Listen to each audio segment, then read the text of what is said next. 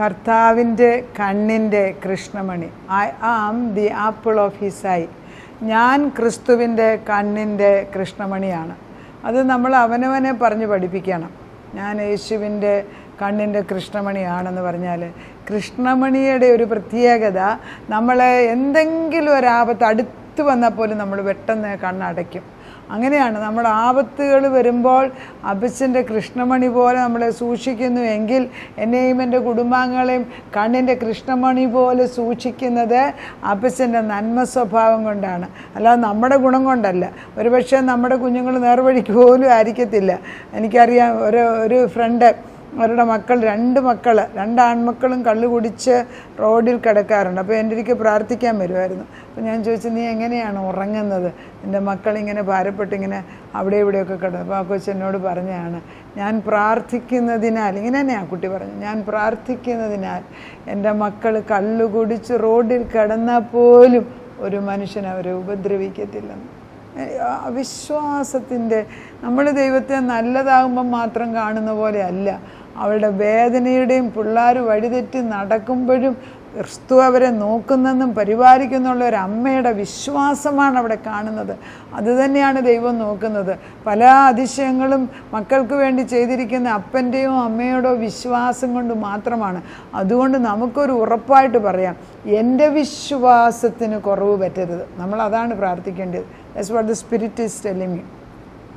ദൈവമേ, എനിക്ക് നിന്നോടുള്ള വിശ്വാസം തെറ്റരുത്. അത് അടിയുറച്ച പാറയാകുന്ന ക്രിസ്തുവിലായിരിക്കണം. എൻ്റെ ഭവനം, മക്കളെ മാറ്റി നിർത്ത്, എൻ്റെ ഭവനം പണിയുന്നത് ക്രിസ്തുവാകുന്ന മൂലക്കല്ലിലായിരിക്കണം. ആ ഒരു ഉറപ്പ് നമുക്ക് വരുമ്പോഴാണ് നമ്മുടെ ജീവിതത്തിന് വെളിച്ചം വരുന്നത്. അങ്ങനെ ഇരിക്കുമ്പം കഷ്ടമോ നഷ്ടമോ ലാഭമോ നന്മ എന്തെങ്കിലും ആയിക്കോട്ടെ, അപ്പച്ചന് മാറാതെ നിൽക്കുന്നു എന്ന് പറയാനുള്ള കൃപ, അത് പലപ്പോഴും നമ്മൾ വീണു പോകും. ഇല്ലെന്ന് ഞാൻ പറയുന്നില്ല. രോഗം വരുമ്പോൾ മാറും, പിന്നെ ഭർത്താവിന് അസുഖം വന്നാൽ, പണസംബന്ധമായ പ്രയാസത്തിൽ, പല സംഗതികളിൽ നമുക്ക് വിഷമം വരുമ്പോഴെല്ലാം ആരെങ്കിലും ഒന്ന് വചനം ഒന്ന് പറഞ്ഞ് കേൾപ്പിച്ചാൽ ആ ബന്ധനം അഴിയും. ഞാൻ വിഷമിച്ച് എപ്പോഴേലും ഇരുന്നാൽ ആരെ കൊണ്ടെങ്കിലും ടെലിഫോൺ ചെയ്യിപ്പിക്കുമ്പോൾ എനിക്കറിയാം ദൈവം വിളിപ്പിക്കുന്നത്. എന്ത് കറക്റ്റ് ടൈമിലൊരു വിളിക്കും, അല്പനേരം വചനം പറയാതോടെ അല്ലെ പ്രാർത്ഥിക്കും. വചനം പറഞ്ഞു കഴിയുമ്പോൾ ചെറിയ പ്രാർത്ഥനയും കൂടെ ആകും. എന്തൊരു വ്യത്യാസം. കഴിഞ്ഞ ദിവസം ഇതേപോലെ തന്നെ തമിഴ്നാട്ടിലെ പ്രശ്നത്തിന് വേണ്ടി ഞാൻ പ്രാർത്ഥിച്ചെല്ലാം നേടിക്കഴിഞ്ഞിട്ടും പിശാച് പിന്നെ നിൽക്കുന്നു. ഭർത്താവ് എന്താ ചോദിച്ചിട്ടല്ലേ ഇറങ്ങിയത്? ആണല്ലോ, ചോദിച്ചിട്ട് തന്നെ ഇറങ്ങിയത്. അതുതന്നെയല്ലേ നമ്മൾ ദൈവത്തോട് ചോദിക്കുമ്പോഴും പ്രയാസം വരുമോ എന്ന് ചോദിച്ചാൽ, ദൈവം തമ്പുരാൻ ശിഷ്യന്മാരെ തൻ്റെ പരസ്യ ശുശ്രൂഷയിൽ ഭക്ഷണം എല്ലാവർക്കും കൊടുത്ത് 5 അപ്പം കൊണ്ട് 5000 പേരെ പോഷിപ്പിച്ചാണ് തോന്നുന്നു. അത് കഴിഞ്ഞിട്ട് അവരോട് പറയുന്നു, നിങ്ങളും അക്കരയ്ക്ക് പൊക്കോളാൻ പറയുകയാണ്. അക്കരയ്ക്ക് പോകാൻ പറയുമ്പം യേശു അവരുടെ കൂടെ പോകുന്നില്ല. എന്നാൽ ദീർഘദൃഷ്ടിയിൽ യേശുവിനറിയാം എന്നാ വരാൻ പോകുന്നത്. അവരക്കരയ്ക്ക് പോകാനായിട്ട് വള്ളത്തേൽ പോകുന്നു. വഴിക്ക് വെച്ച് വെള്ളത്തിൻ്റെ നടുക്ക് വെച്ച് കൊടുങ്കാറ്റ് വരുന്നു. അവർ ഭയപ്പെടുമ്പോൾ യേശു കടന്ന് ചെല്ലുമ്പോൾ അവരിത് ഭൂതമാണ് എന്നാണ് വിളിച്ചു പറയുന്നത്. ആ കൂട്ടത്തിൽപ്പെട്ടവല്ലേ നമ്മളും. എത്രയെല്ലാം പഠിപ്പിച്ചാലും ദൈവം മുമ്പിൽ വന്ന് നിന്നാലും നമ്മളും പറയും ഭൂതമാണെന്ന്. കാരണം ദൈവത്തെ അത്രയ്ക്കുള്ള പരിചയമുള്ളല്ലോ. ഇല്ല, ഈ പത്രോസിനൊക്കെ കൂടുതൽ പരിചയം ഉണ്ടായിട്ട് പോലും അവർ പേടിച്ചെങ്കിൽ പിന്നെ നമ്മുടെ കാര്യം എങ്ങനെ? അപ്പം നമ്മൾ ദൈവത്തോട് നേരത്തെ കാലത്തെ ചോദിക്കണം. അപ്പം നമുക്കൊരു ചോദ്യം, ക്രിസ്തു ഉണ്ടപ്പം പിന്നെ എങ്ങനെയാണ് ഭൂതം കയറി വന്നത്? ക്രിസ്തു അറിഞ്ഞുകൊണ്ട് തന്നെയാണ് വിട്ടത്. അവിടെ അപ്പുറത്തൊരു ശുശ്രൂഷ ചെയ്യാനുണ്ട്. അപ്പോൾ ക്രിസ്തു അറിഞ്ഞുകൊണ്ട് തന്നെ വിടുമ്പോഴേ പിശാചു വരും. പക്ഷേ അവൻ ഒരിക്കലും ജയിക്കത്തില്ല എന്നുള്ള സത്യം നമ്മൾ അറിയണം. ഒരിക്കലും തോക്കുന്ന ഒരു ക്വസ്റ്റ്യൻ യേശുവിൻ്റെ അടുക്കലില്ല. എന്ത് പറ്റി? കറക്റ്റ് ടൈമായപ്പോൾ യേശു വെള്ളത്തിൻ്റെ മേൽ നടന്നു വരുന്നു. പത്രോസ് പറയുന്നു ഇത് ഭൂതമാണെന്ന്. ഇല്ല, ഞാൻ തന്നെയാണെന്ന് യേശു പറയുന്നു. അങ്ങനെയാണെങ്കിൽ എന്നെ കൂടെ വെള്ളത്തിൽ ഇറക്കി നടത്തിക്കാമോ എന്ന് ചോദിച്ചു പത്രോസ്. യേശു പറഞ്ഞു ഇറങ്ങി നടക്കി. പത്രോസ് നടന്നേ, കുറച്ച് നേരമെങ്കിലും നടന്നു. പക്ഷെ പിന്നെ ഓളത്തെ നോക്കിയപ്പോൾ വീണുപോയി. ഇങ്ങനെയല്ലേ നമ്മുടെയും ജീവിതം? വചനത്തിൽ ആശ്രയിച്ച് യേശുവിനെക്കുറിച്ച് എല്ലാ ഗമേലങ്ങോട്ട് വിളിച്ചു പറഞ്ഞ് നടക്കുമ്പോൾ ഒരു കുഴപ്പമില്ല. പക്ഷേ അല്പനേരത്തേക്ക് താണാൽ നമ്മൾ കിടോന്ന് താഴോട്ട് വീണം. നേരം ഭർത്താവിൻ്റെ ശാശ്വത ഭുജം അടിയിൽ നിന്ന് വെള്ളത്തിൽ നിന്ന് പൊക്കിയില്ല, നമ്മൾ ചത്തുപോകും. അങ്ങനെയാണ് നമ്മളെയൊക്കെ നടത്തുക. അപ്പം കണ്ണിൻ്റെ കൃഷ്ണമണി പോലെ നടത്തുന്നൊരു ദൈവം ഉണ്ടെന്ന് എനിക്ക് ഉറപ്പ് വന്നാൽ എന്നെ തന്നെയല്ല, എൻ്റെ തലമുറകളെ, എൻ്റെ ആവശ്യമുള്ള എൻ്റെ ഭർത്താവിനെ അല്ലെ, മക്കളെ, ഭാര്യയെ, അവരെയൊക്കെ നടത്താൻ അവൻ വിശ്വസ്തൻ തന്നെയാണ്. നമ്മൾ ഇവിടെ നിന്ന് പ്രാർത്ഥിച്ച് അമേരിക്കയിൽ ചെല്ലുമോ? ചെല്ലും.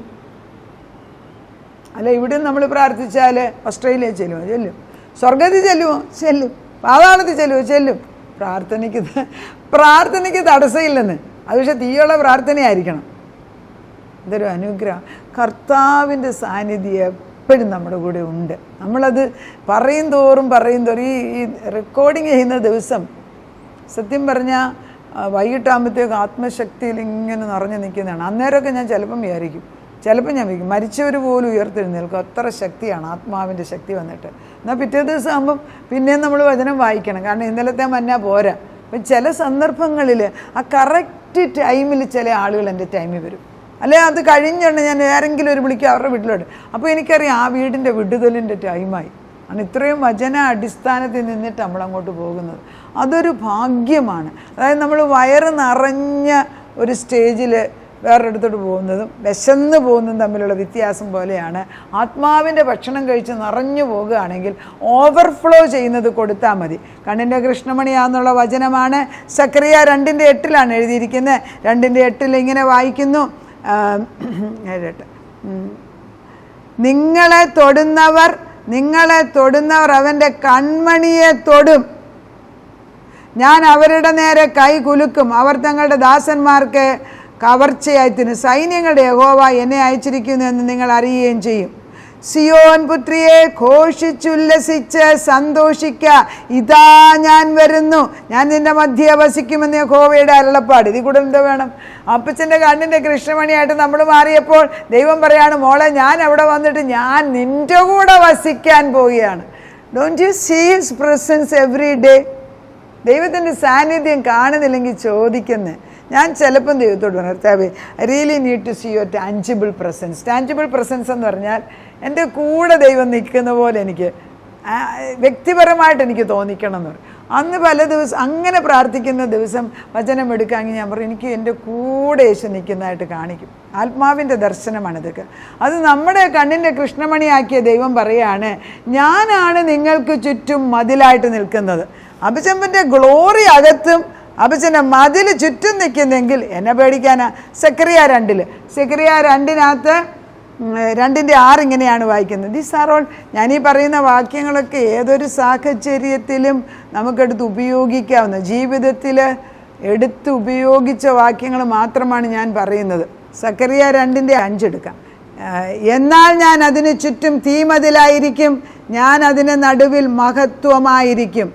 ദൈവം നമുക്ക് തീമതിൽ, ഞാൻ പ്രാർത്ഥിക്കാൻ ചെല്ലുമ്പം തീമതിൽ കെട്ടട്ടെ എന്ന് ഞാൻ പ്രാർത്ഥിക്കുമ്പം ചിലർ ആയിരിക്കും, ആൻറ്റി വിമല തീ കൊണ്ട് മതിൽ കെട്ടും. ഞാൻ എൻ്റെ തീമതിലൊന്നും കെട്ടാൻ എനിക്കറിഞ്ഞുകൂടാ. ഇവിടെ വചനം എഴുതി വെച്ചിരിക്കുന്ന ഞാനീ പറയുന്നത്. കർത്താവിൻ്റെ തീമതിൽ സക്കറിയ 2:5 എഴുതിയിരിക്കുന്നത്. 2:5 പറയുന്നത്, ഞാൻ അതിന് ചുറ്റും തീമതിലായിരിക്കും, ഞാൻ അതിൻ്റെ നടുവിൽ മഹത്വമായിരിക്കുന്ന യഹോവയുടെ അരുളപ്പാട്.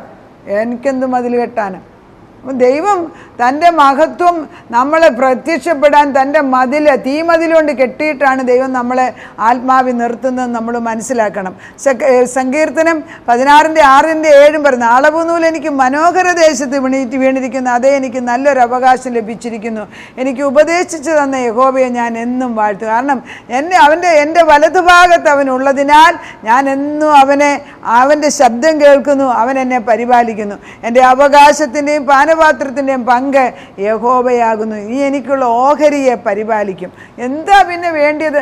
ദൈവം നമ്മുടെ ഓഹരിയെ പരിപാലിക്കും, നമ്മുടെ മക്കളെ പരിപാലിക്കും, നമുക്ക് ചുറ്റും തീമതിലായിട്ട് കെട്ടി നിൽക്കുന്നു, അവൻ്റെ ഗ്ലോറി അകത്ത് വരുന്നു. ഇതൊക്കെ കണ്ടേച്ച് പ്രാർത്ഥിക്കാൻ നമ്മൾ പറയുമ്പം നമ്മുടേതായിട്ട് നമ്മൾ പറയുകയല്ല, ഇത് ദൈവവചനമെടുത്ത് പറയുമ്പോൾ അത് സംഭവിക്കുക തന്നെ ചെയ്യും. അതിനകത്ത് നമ്മുടെ മിടുക്കൊന്നും ഇല്ല. നമ്മൾ അറിയാവുന്ന വചനമെടുത്ത് പറഞ്ഞാൽ ദൈവവചനമാണ് പറയുന്നതെങ്കിൽ അത് സംഭവിച്ചേ ഒക്കത്തുള്ളൂ. അതുകൊണ്ട് കർത്താവിൻ്റെ ആത്മാ പറയാണ്, സങ്കീർത്തനം 37:5 പറയുന്നു, നിന്റെ വഴി യഹോവയെ ഭരമേൽപ്പിക്കുക. നമ്മുടെ മക്കളൊന്നും ആയിട്ടില്ലെങ്കിൽ നമ്മൾ പറയാം, കർത്താവേ നിനക്ക് വേണ്ടി നിൽക്കാനുള്ള തീഷ്ണത ഇട്ട് കൊടുക്കണമേ. കർത്താവിന് നിൻ്റെ വഴി യഹോവയെ ഭരമേൽപ്പിക്കുക, അവനിൽ തന്നെ ആശ്രയിക്കുക, അവനത് നിർവഹിക്കും. 37, സങ്കീർത്തനം 37:5. എത്ര മക്കൾക്ക് ഓരോ മെഡിസിൻ അഡ്മിഷൻ കിട്ടുമ്പോൾ, എൻജിനീയറിങ്ങിന് അഡ്മിഷനൊക്കെ കിട്ടുന്ന സമയത്ത് ഈ കുഞ്ഞുങ്ങൾ വരുമ്പോൾ ഈ വചനം ഞാൻ പലപ്പോഴും ആത്മാവ് പറഞ്ഞു കൊടുത്തിട്ട് അത് സംഭവിച്ചിരിക്കുന്നത് ഞാൻ കണ്ടിട്ടുണ്ട്. നിന്റെ വഴി യഹോവയെ പരമേൽപ്പിക്കുക, അവനത് സഹായിച്ചു തരുമെന്ന്. സദൃശവാക്യം 16:7. ഒരുത്തൻ്റെ വഴിയിൽ യഹോവയ്ക്ക് ഇഷ്ടമായിരിന്നാൽ അവൻ തൻ്റെ ശത്രുക്കളെയും അവനോട് ഇണക്കുന്നു. അപ്പം നമ്മൾ ഓരോ സ്ഥലത്ത് പോകുമ്പോഴും ദൈവത്തിൻ്റെ ആത്മാവ് ശത്രുക്കളെ പോലും മിത്രമാക്കി തന്ന് നമ്മുടെ കാര്യങ്ങൾ ചെയ്തെടുക്കുന്ന ഒരു ദൈവമുണ്ട് എന്ന് നമ്മൾ പറയണം. അതിനു പകരം കോടതി, ഇപ്പം ഞങ്ങളുടെ ഈ വീടിൻ്റെ അപ്പുറത്തുള്ളവർ ഞങ്ങളുമായിട്ടല്ല വേറെ ആളുമായിട്ട് അതിർത്തി തർക്കമാണ്. എന്തിനാണ് ഈ വഴക്കുണ്ടാക്കുന്നത് എനിക്കറിയത്തില്ല. 1 സെൻറ്റോ 1/2 സെൻറ്റോ അല്ലെ 10 സെൻറ്റോ ആയിരിക്കാം.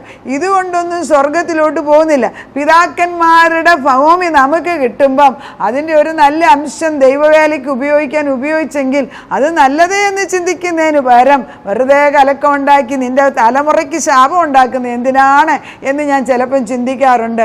നമ്മളുമൊക്കെ ഈ കുഴി വീഴാതിരിക്കാൻ വേണ്ടി ദിനംപ്രതി പ്രാർത്ഥിക്കാം. മാലാഖയുടെ അവസാനത്തെ ഒരു വാക്യം ഇങ്ങനെയുണ്ട്, ഇത് വളരെ പ്രധാനപ്പെട്ടതുകൊണ്ട് വായിക്കുകയാണ്. ഞാൻ വന്ന് ഭൂമിയെ, ദൈവം പറയാണ്, ഞാൻ വന്നു ഭൂമിയെ സംഹാര ശപഥം കൊണ്ട് ദണ്ഡിപ്പിക്കാതിരിക്കേണ്ടതിന് അവൻ അപ്പന്മാരുടെ ഹൃദയം മക്കളോടും മക്കളുടെ ഹൃദയം അപ്പന്മാരോടും നിരപ്പിക്കും. It's a very important principle. മക്കളും അപ്പനും അമ്മയുമായിട്ട് നിരപ്പിൻ്റെ ആത്മാവ് വരണമെങ്കിൽ പരിശുദ്ധാത്മാവ് വരണം. അപ്പനെയും അമ്മയും ബഹുമാനിക്കുക എന്ന് 10 കൽപ്പനകളിൽ ഒരു കൽപ്പനയാണ്. അത് ചെയ്താൽ നിനക്ക് ദീർഘായുസ്സും അനുഗ്രഹവും വരുമെന്ന് വചനം എഴുതി വെച്ചിട്ടുണ്ട്. ഇതൊക്കെ മറന്നേച്ച് സ്വയസുഖത്തിന് വേണ്ടി ആഗ്രഹിക്കുന്ന കുടുംബങ്ങളോട് ഞാൻ പറയട്ടെ, എൻ്റെ മകന്, എൻ്റെ മകള്, എൻ്റെ മക്കള്, എൻ്റെ ഭർത്താവ്, ഈ ഭർത്താവിനെ തന്നത് ആരാണ്? അവരുടെ അപ്പനും അമ്മയും അല്ലേ? അവരെയൊക്കെ മാനിക്കേണ്ടിയപ്പോൾ മാനിച്ച് പഠിപ്പിക്കുക. അടുത്ത തലമുറ ഇത് കണ്ടു വളരട്ടെ. നമ്മൾ കർത്താവിൻ്റെ കണ്ണിൻ്റെ കൃഷ്ണമണി പോലെ ദൈവം നമ്മളെ നോക്കുന്നെങ്കിൽ നമ്മൾ മറ്റുള്ളവർക്ക് നന്മ ചെയ്താൽ തീർത്തും ഇരട്ടിയായിട്ട് നമുക്ക് തിരിച്ചു കിട്ടും. ദൈവം നമ്മളെ അനുഗ്രഹിക്കട്ടെ. നാഥാ, കണ്ണിൻ്റെ കൃഷ്ണമണിയായിട്ട് നീ ഞങ്ങളെ സൂക്ഷിക്കുന്നു. നീ ഞങ്ങൾക്ക് ചുറ്റും തീമതിൽ കെട്ടിയിരിക്കുകയാണ്. സക്കറിയ 2:5. അതേ, അകത്ത് നിൻ്റെ മഹത്വം. എൻ്റെ മഹത്വമല്ല, നിൻ്റെ മഹത്വം. അഭിജൻ്റെ മഹത്വം അകത്ത് നിറഞ്ഞു നിന്നാൽ അതിനൊരു പ്രത്യേകതയുണ്ട്. നാഥൻ കൂടുന്നിടത്ത്, ദൈവത്തിൻ്റെ ആത്മാവുള്ളവർ കൂടുന്നിടത്ത് അവിടെ തീയുണ്ട് കർത്താവേ. അങ്ങനെയുള്ള കുറേ പേരെ അടിയൻ ഈ ദിവസങ്ങളിൽ തന്നിരിക്കുന്നതിന് സ്തോത്രം. ഞങ്ങളുടെ കുടുംബങ്ങളിലെ പ്രാർത്ഥനാ കൂട്ടങ്ങൾ ഞങ്ങൾ ചെല്ലുന്നിടത്തൊക്കെ അങ്ങനെയുള്ള കൂട്ടങ്ങളിലേ ഇപ്പം പോകാറുള്ളൂ കർത്താവേ. അതൊരു വലിയ ഭാഗ്യമായിട്ട് കരുതുന്നു. മാതാപിതാക്കളെ ബഹുമാനിക്കുന്ന മക്കളുടെ ഹൃദയം അപ്പന്മാരോടും അപ്പൻ്റെ ഹൃദയം മക്കളോടും നിരപ്പിക്കുന്നു. അത് ചെയ്തില്ലെങ്കിൽ സംഹാരദൂതൻ വരുമെന്ന് ദൈവം പറയുന്നു. അങ്ങനെ കുഞ്ഞുങ്ങളുടെ ആയുസ്സിനെ ദീർഘിപ്പിക്കാൻ വേണ്ടി മക്കൾ അപ്പനെ അമ്മയും ബഹുമാനിക്കുന്നവരാക്കി പഠിപ്പിച്ചെടുക്കുന്ന സ്നേഹത്തിന് നന്ദിയോടെ സ്തോത്രം. അപ്പന്മാരും മക്കൾക്ക് വേണ്ടി അനുഗ്രഹിച്ച് പ്രാർത്ഥിക്കാനും പഠിക്കട്ടെ അപ്പച്ച. ഞങ്ങളുടെ തലമുറകളുടെ മേൽ ശാശ്വതമായ നിൻ്റെ അനുഗ്രഹങ്ങളെ കൊണ്ട് നിറയ്ക്കണമേ എന്ന് പ്രാർത്ഥിക്കുന്നു അപ്പച്ച. വേലി കെട്ടി തളമെടുത്തിട്ട് അഭിഷൻ്റെ ഇഷ്ടപ്രകാരം അവരെ നിൻ്റെ വിളിക്ക് യോഗ്യമായ വിധത്തിൽ അവർ ജീവിച്ച് നിനക്ക് മഹത്വം കൊണ്ടുവരാനും മറ്റുള്ളവർക്ക് നന്മയായി തീരുവാനും ദേശത്തിന് പ്രകാശമാനും കുടുംബത്തിന് ഐശ്വര്യമായിട്ട് നിൽക്കുന്ന ദൈവത്തിൻ്റെ പരിശുദ്ധാത്മാവിൽ നിറയ്ക്കണമേ എന്ന് ഞങ്ങൾ പ്രാർത്ഥിക്കുന്നു അപ്പച്ച.